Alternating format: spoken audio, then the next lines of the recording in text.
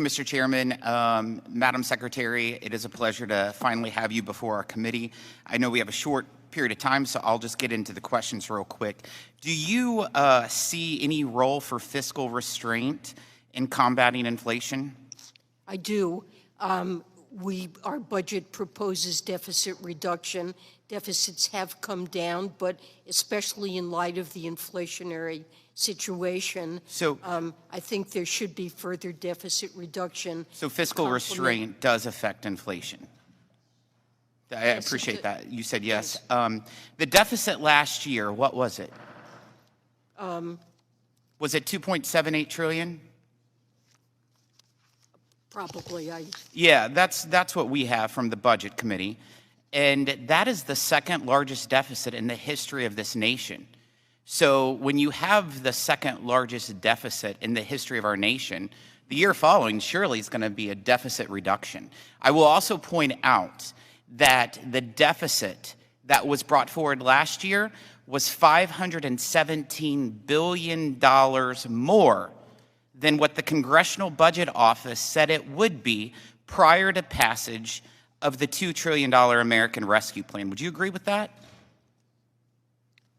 I'm not sure I understood quite the numbers you gave, but certainly the rescue plan did. The deficit last year ended up to be $517 billion more than what the Congressional Budget Office informed us would be prior to passage of the $2 trillion American Rescue Plan.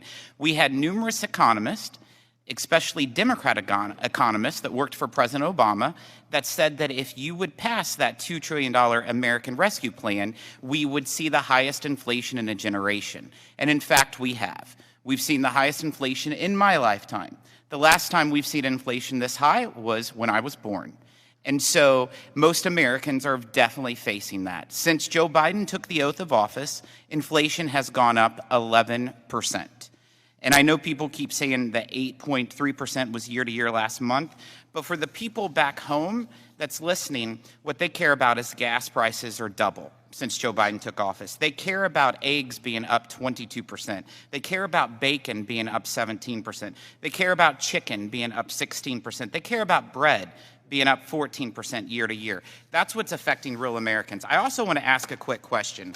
Do you think it's acceptable that private taxpayer information has been shared and reported publicly?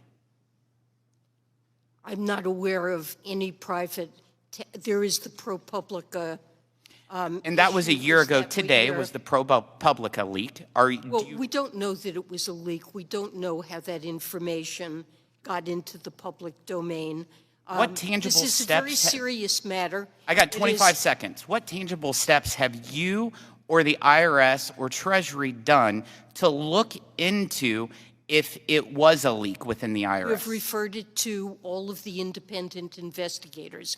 Have you got any update from those investigators that anything's happening? No, I haven't, and I don't want to interfere with their investigations. We have our Inspector General, the Treasury, the IRS, I see my time's expired. Inspector General, the FBI. All of these groups have independent investigative authority, and they need to look at it thoroughly. It is a leak of this type of information is a crime, and we take it very seriously, and I will not interfere with those investigations. Thank the gentleman for his questions, and now we will proceed to the